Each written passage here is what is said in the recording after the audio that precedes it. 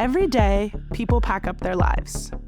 Boxes of memories, furniture worn by time, dreams they're chasing, or pasts they're leaving behind. Welcome to Moving and Storage, where we're diving into the lives of professional movers. This is their world, raw, real, and full of heart. Let's step into their day and see what moves them. First, meet Jade, who may be the most talkative out of the bunch. I actually found a list in my notes app that said things to do today, and it was like apply to Dose, apply to Better Buzz Coffee, and then apply to some Asian grill, and then maybe run, and then do more things, and then do more things until I collapse. Yeah, so it turns out, got the job at Dose, and I'm in a much better position because I work at Dose, because we get the free things. I'm not working around a bunch of people I don't like. It's like a family. So my name is Jade Garner. I've been around Dose for a year as of last week. Best job I've had. I've only had 3 jobs, so that's not saying much. Each morning, huddle starts at 7:30 a.m. sharp. How we doing this morning, gentlemen? Who knows what a commodity is, as it would be defined in business? Anybody?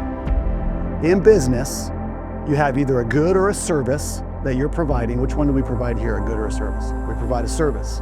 If somebody Googles moving company, are they gonna find a crap ton of them? Right.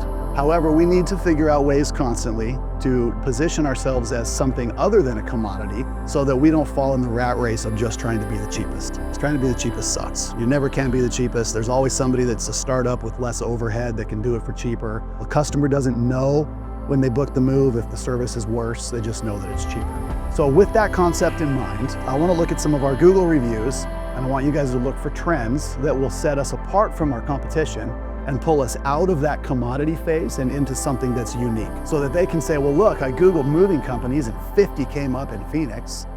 Dose is unique for the following reasons. Friendly, positive, respectful, and fast-moving team. It's rare that a moving day is fun. I would highly recommend. What did she notice? Fun. Why does fun matter to her? Stress. Because it's stressful. I think that the stressfulness just comes from closing one door and opening another and not understanding what will come next after this, because it's a pretty drastic change immediately when we show up and take all of your belongings that you've personally put in all these places that you've loved and cherished, and we're just hustling it through the house to your new door. How many people move and it's not stressful? Almost never. Like a lot of people have anxiety about to them, this is just an object. And it's like, no, we want to go home. We want to see you with a happy face. We want you to like us. We're not just throwing your stuff.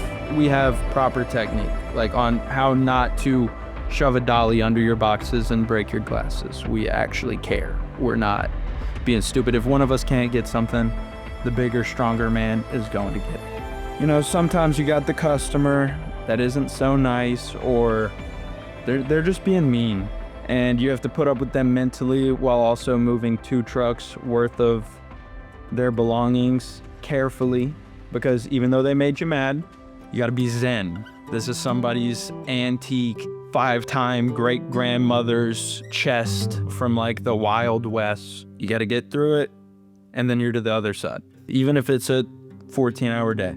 Most the people that we hire, they just can't handle it. That's just how it is. It's hard work. A lot of it's mental and just working through pain. But the guys get along so well and have a good time doing it that, they kind of forget, that it's 115 degrees out. They're moving giant furniture. They were fast, efficient, and communicative. You guys see a pattern? The team that was in there that day communicated what was happening. Jason Land is my name. I am one of the owners of Dose. There's 3 of us. If I had to give myself a title, the closest thing would probably be CMO, Chief Marketing Officer. What is unique about the way that we do business that tells customers they should use us instead of anybody else, regardless of price? Yeah, we got a lot of characters here, but in a good way. Good way. I got a lot of friends in like the YouTube and Twitch. Don't listen to him. Yeah. All right, David, I'll take those blankets. So working with all these guys, it's like They come and they talk about the problems that feel like the weight of the world is crushing them, but you know, just have a little conversation with Big Bro or whoever, and it could just ease your day. It could be as simple as just, hey, how's your day going? Oh, you know, it's this, this, and that. And maybe that's all they needed for the day was just a little camaraderie.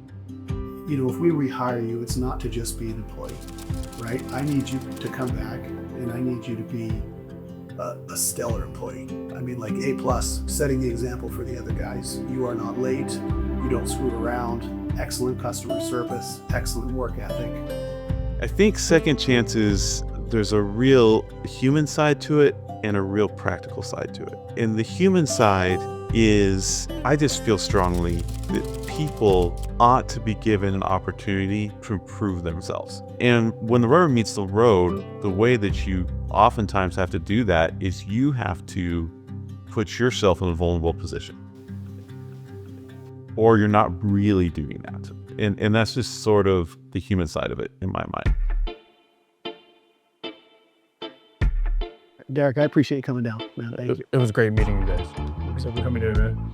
Nice to see you again. Thank you for giving me a second chance. Well, at least like taking me into consideration. Steve is one of them. He got fired for breaking stuff, but he came back a better person. Well, first of all, I didn't get let go because I was breaking things. I got let go because me and the owner got into an argument about all the I was talking at work about doing Section 8 housing and how customers can be